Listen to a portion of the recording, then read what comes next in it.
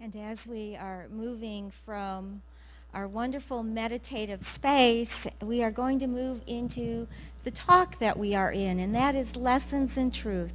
And as you know, we are in our third week of this wonderful series with this book by Emily Cady. So how are you enjoying the teachings with Lessons in Truth? Are you getting it? Isn't it great? Every time it feels like it's very, very new. You know, I was thinking about how grateful I am that we know as much as we do about Emily Cady, because she was very much an innie, as Tess was talking about. She was quite the introvert. She actually even said, "I shall never appear on a public platform, as I do not like large crowds." So can you imagine Miss Cady as her book was hitting the Unity population, and it was a sensation? People were seeking her out. They were calling Unity Village. They were wanting her phone number. They were wanting to write letters. They were hounding her in Syracuse, New York. They were everywhere. Now, if you're an extrovert like me, I say the more the better. But for dear Miss Cady, this was a living nightmare. So much so that she never came to Unity Village for many, many years. I don't know if she ever actually came, but I do know that our co-founders, the Fillmores, had to seek her out in order to meet her. And so if you remember, her book was published in 1896. And it was the Fillmores who took a road trip to her home and met her 30 years later. And so that, had they not done that, I would venture to say that perhaps they never would have met. And today, as back then, her wonderful book is considered our primary text. And so I am so grateful that she wrote what she did, that the Fillmores put her book together, and that we have these great lessons today. Now, as you know, we are in our third week, and we are going to be talking about something that sounds a little mystical. Or maybe not mystical, it sounds mystifying. And so we are going to talk about chemicalization. And so if you're like me, I would have gone, what? Chemicalization? That does not sound like a spiritual process, does it? Actually, when I think about it, it sounds like chemicals or atoms or something like that happening and reacting. And chemicalization is a little bit like that, actually.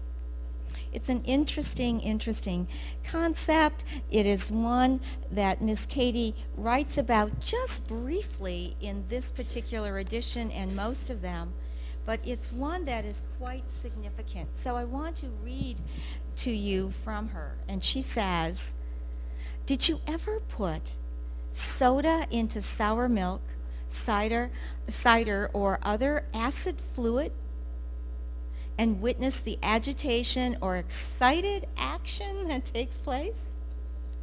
One of the substances neutralizes the other, and eventually something better results." That indeed is what chemicalization is. There are two energies that bump into each other, and in a way, I would say they collide with one another. And when that happens, it is often a very confusing, it's a very uncomfortable experience. It is one that doesn't feel good, and if you've been in Unity any length of time, you'll know that we like to feel good. So when we experience chemicalization, we tend to want to push away from it. We tend to want to minimize it, and we tend to want to ignore it. But here's the thing. Chemicalization is something that we all go through on the spiritual journey. It is something that happens, and it is natural to us. But because we don't like to deal with these things, and because we hide from them, in Unity, at different periods of time and with different editions of Lessons in Truth, the whole topic of chemicalization was sometimes omitted. Listen to this. All editions of Lessons in Truth since 1942. So you see, it was omitted for a long time, with the exception of the 1967, 1971, and 1972 editions, did not include this material called chemicalization. It had been thought of as too negative and confusing. So we are returning it with all the 19th century flavor because many people experience this phenomenon by whatever name it is called and would benefit by reading about it. And so we are going to talk about it, and I think in talking about chemicalization, it kind of looks like this. Take a look at this. That bigger globe is our new consciousness that opens up, and that smaller one collides with it. And then when that happens, they're supposed to explode. So imagine that they're exploding. And so we have this new consciousness, this new awareness, this new way of being, and we have the old consciousness, the old thinking, the old way of being coming up and rubbing up against it. And when that happens, that chemicalization, that chemical reaction, that collision, if you will, starts to happen. And that is where we get just a wee bit uncomfortable. So, let me explain a little further. Chemicalization typically happens with two different types of causes or two different kinds of experiences.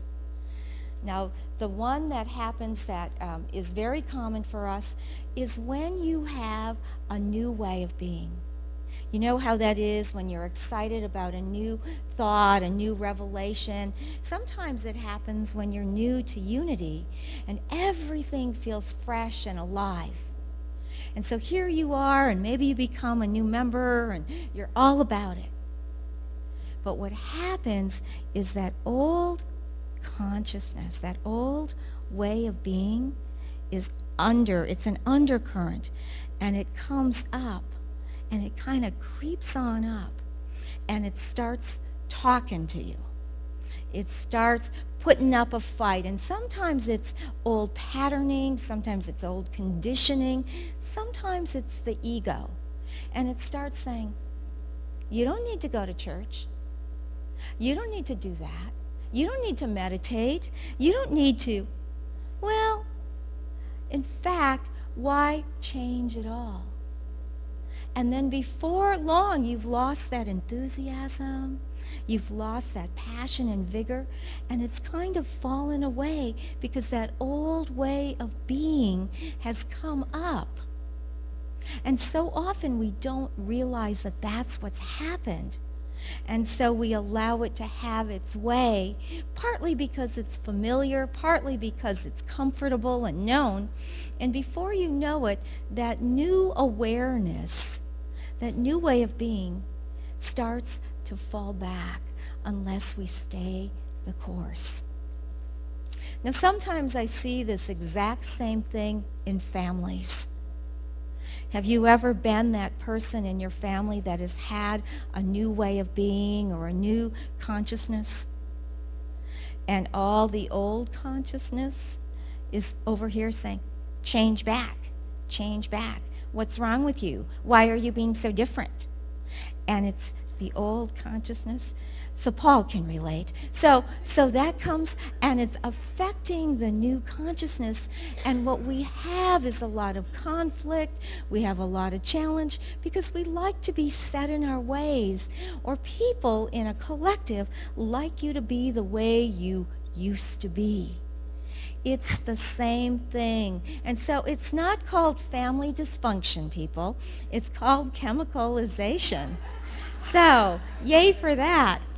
And so that is the energy, though. That process is chemicalization. But when a person holds to a God-inspired way of being,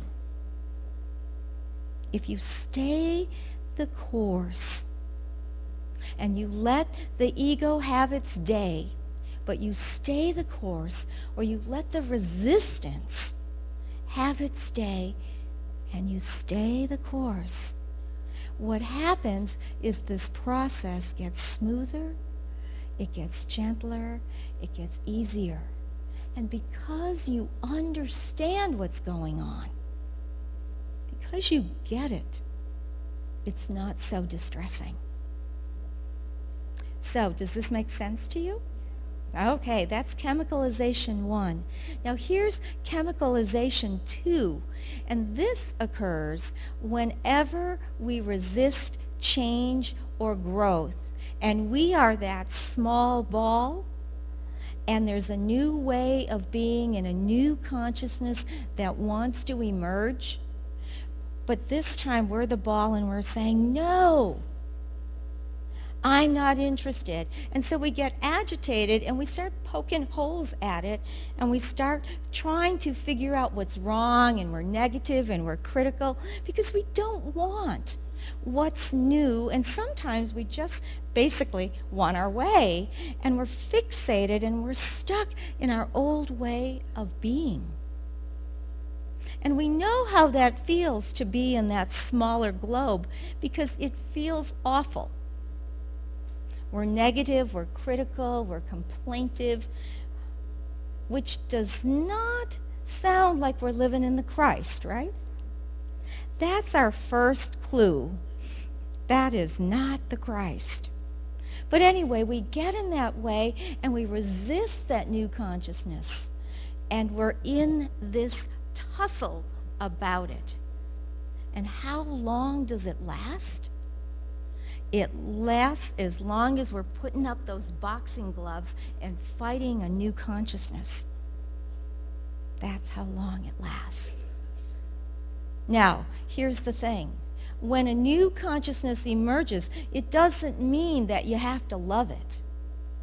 It doesn't mean that it's even yours. But it means allow it to be. And if you are open and receptive, maybe, just maybe, there's something there for you. As Emily Cady said, God has a bigger plan for you. God has something waiting for your good.